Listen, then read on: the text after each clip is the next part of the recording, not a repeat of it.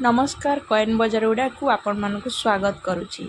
आपण मानक पाखरे माता वैष्णोदेवी पुराणा 5 टंका कॉइन अच्छी कि जदि अच्छी आपण मैंने तार दाम जानिले आश्चर्य हो। आपण भावुथे यार दाम सबुठ अधिक किंतु ना, यार दाम बहुत कम।